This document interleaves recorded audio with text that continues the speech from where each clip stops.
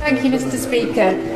Does the Foreign Secretary, is he able to explain to the House whether the United States felt unable to use the Diego Garcia base and have to refuel in a highly dangerous operation 3 times because of that, because of your deal that you did with the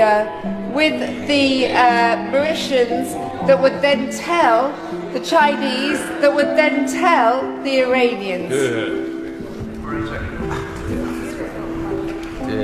The Honourable Lady has got to get off social media. And has got to get some help. Has got to get some help because she's swallowing conspiracy theories that should not be repeated in this house. Hello, John. Answer my question. Gather around, political junkies and reality TV aficionados alike. If you thought the latest Westminster episode was just another dreary debate, think again.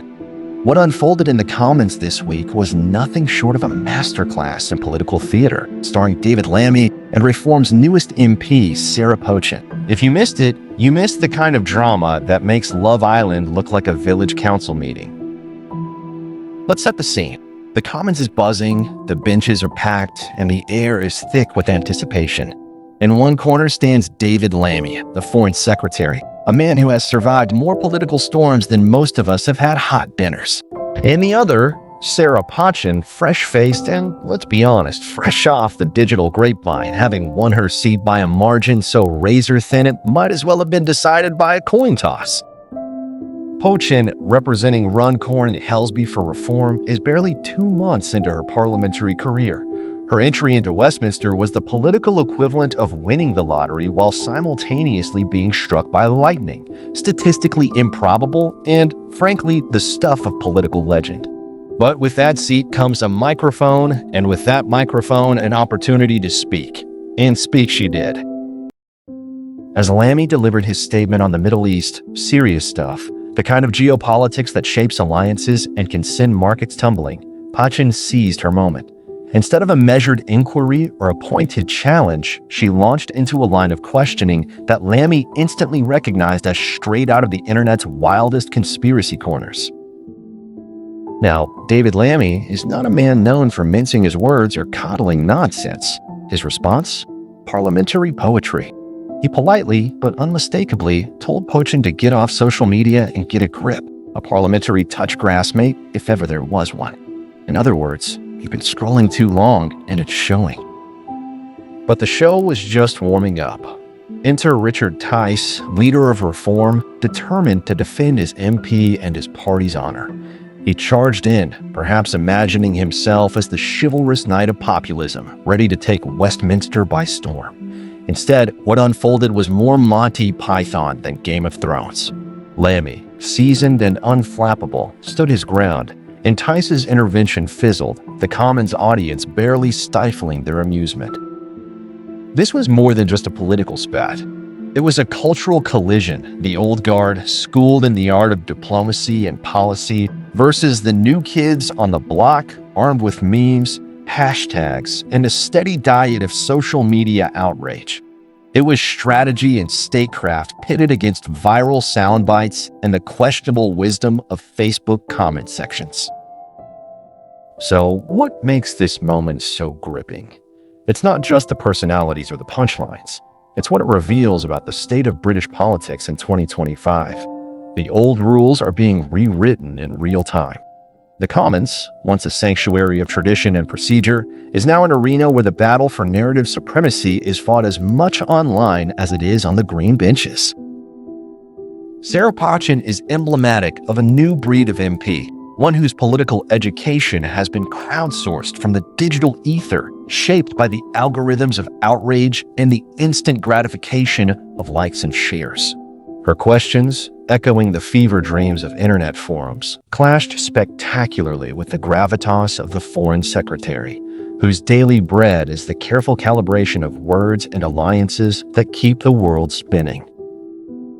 When Lammy told Pochin to log off and get some help, it wasn't just a personal rebuke. It was a reality check delivered to an entire movement that confuses viral engagement with genuine expertise. It was the moment when the grown-ups in the room finally said enough. But let's not kid ourselves. This is the new normal. Every day, the Commons host these collisions between the digitally emboldened and the institutionally entrenched.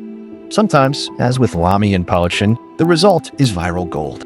Other times, it's a slow burn, unnoticed by the mainstream press, but bubbling away on social feeds across the country. Why does this matter?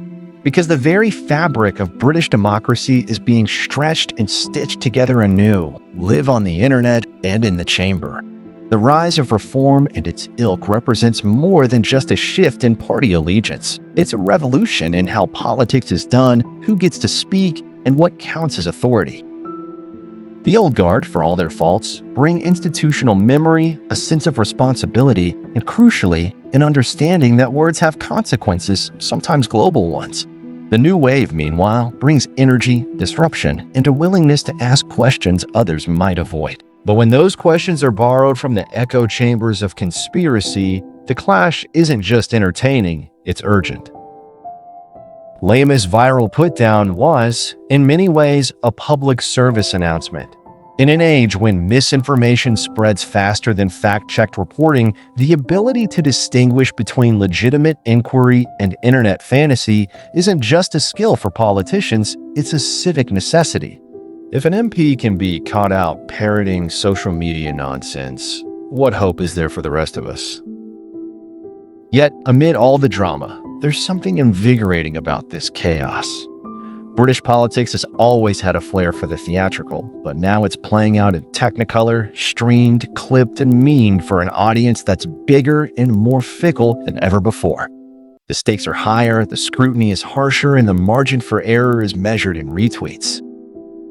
For those who lament the loss of decorum, it's tempting to pine for the days of smoke-filled rooms and quiet deals. But let's be honest, those days are gone, and they're not coming back. What we have now is raw, unscripted, and, if you know where to look, endlessly entertaining. And here's the kicker. This isn't just about Westminster or even Britain. The same drama is playing out in parliaments and congresses around the world as digital natives collide with institutional veterans, and the boundaries between politics and performance become ever more blurred. So, what's the takeaway from this week's Commons clash? First, don't underestimate the power of a well-timed reality check. Sometimes, the most important thing a leader can do is call out nonsense before it takes root. Second, pay attention to the drama that doesn't make the front page. The real action, the moments that define the future of politics, often happen in the margins, caught on camera, shared online, and dissected by those willing to look past the headlines.